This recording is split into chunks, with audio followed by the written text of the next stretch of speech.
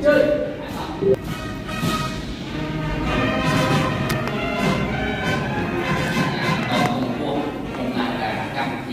ឹកថ្ងៃប្រហោះ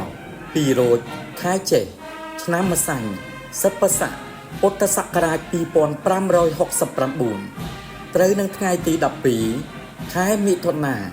ឆ្នាំ2025នៅបញ្ជាការដ្ឋានកងទ័ពជើងទឹកជ្រោយចង្វាបានផ្សព្វផ្សាយការងារអប់រំចិត្តសាស្ត្រប្រចាំឆ្នាំ2025ក្រោមប្រធានបទយុទ្ធសាស្ត្របញ្ញកោណដំណាក់កាលទី1របស់រាជរដ្ឋាភិបាលនីតិកាលទី7នៃរដ្ឋសភាក្រោមអធិបតីភាពឯកឧត្តម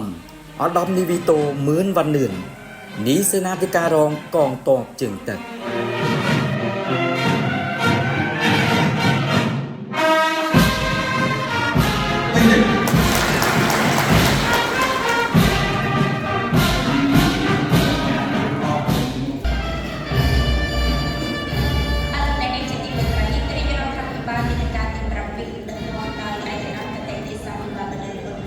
បាទសម្រាប់ការចេញជាយុទ្ធសាស្ត្របញ្ចកោណជាកម្មវិធីនយោបាយរបស់ខ្លួនសម្រាប់ការកសាងនិងការពារមេក្រពុំឆ្នាំ2023ដល់2028នៅពេលនេះយើងនឹងចាប់អារម្មណ៍ថាតើយុទ្ធសាស្ត្របញ្ចកោណនៃរាជរដ្ឋាភិបាលរបស់អាយដាមហ៊ុនម៉ាណែតនឹងដល់ទៅលើកិច្ចការអភិភាពអ្វីខ្លះចង់ជ្រាបការវិច្បាស់ជាបន្តសូមអរលោកនាងតាមដានទស្សនានៅក្នុងស្ថានភាពទៅ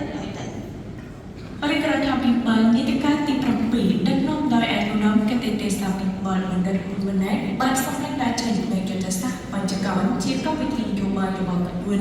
សម្រាប់ការកសាងនិងការពារមាតុភូមិឆ្នាំ2023-2028យុទ្ធសាស្ត្របញ្ចកោណដំណាក់នឹងសង្គមនិងភាពធន់នៃវិស័យបរិស្ថាននៅក្នុងការឆ្លើយតបទៅនឹងការប្រែប្រួលអាកាសធាតុក្នុងកិច្ចប្រជុំគណៈរដ្ឋមន្ត្រីលើកដំបូងនាថ្ងៃទី24ខែសីហាឆ្នាំ2023ឯ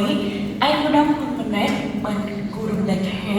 យុទ្ធសាស្ត្របញ្ចកោណដំណាក់កាលទី1រៀបចំឡើងដើម្បីកំណើនការងារសមត្ថភាពប្រសិទ្ធភាពនិងចីរភាព